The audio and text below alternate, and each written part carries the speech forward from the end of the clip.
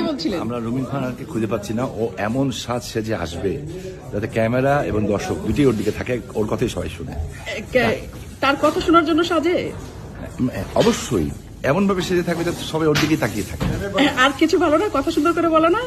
কথা তো ভালোই বলে আমাদের ছোট বোন যখন। আমার ছোট আমার ব্ল্যাক আপনি কি তাকে পছন্দ করেন? বোন হিসাবে পছন্দ করি অবশ্যই। একটু আগে শামীম ভাই বলছে আপনি নাকি এত সাজেন যাতে সুন্দর লাগে, যাতে আপনার কথাই মানুষ শুনে।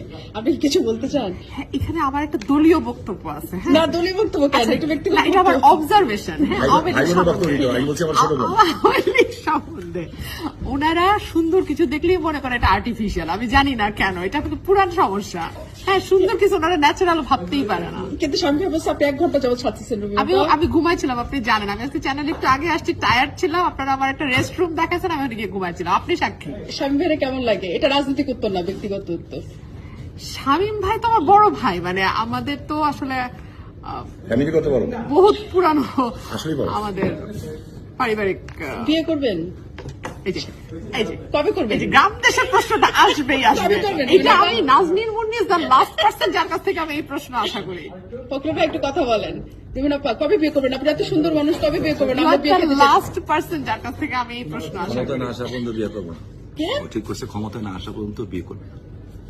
এই জন্য আমাকে ক্ষমতা ছাড়তে হবে। আমার সিট ওকে ছেড়ে দিচ্ছেন।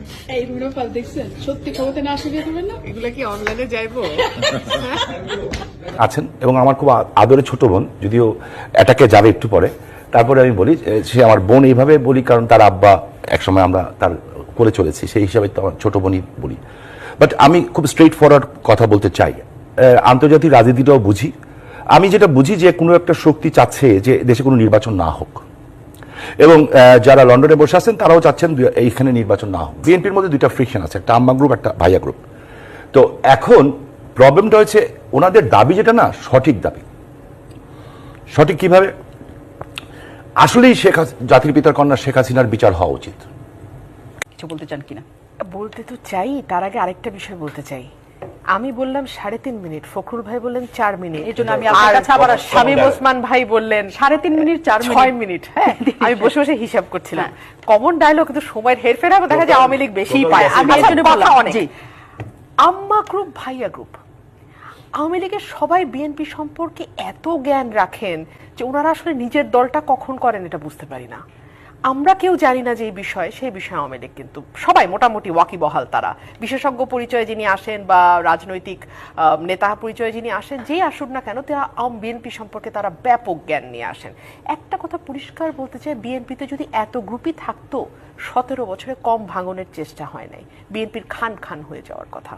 আম্মা গ্রুপ যেত একদিকে, ভাইয়া গ্রুপ যেত একদিকে, মহাসচিব গ্রুপ যেত একদিকে, স্ট্যান্ডিং কমিটি গ্রুপ যেত একদিকে, সেন্ট্রাল কমিটি গ্রুপ যেত একদিকে, হাজারটা গ্রুপ হয়ে যাওয়ার কথা ছিল, একটা গ্রুপও হয় নাই। এবং এত শয়তানি, এত নির্যাতন, এত রকম ভাবে চেষ্টা সত্ত্বেও বিএনপিকে ভাঙা যায় নাই। এক, বিদেশি লবিং তদবির, আমরা নাকি বিদেশি শক্তিকে বড় শক্তি মনে করি। আমার ভাই একটা কবিতাও বলছে সাথে।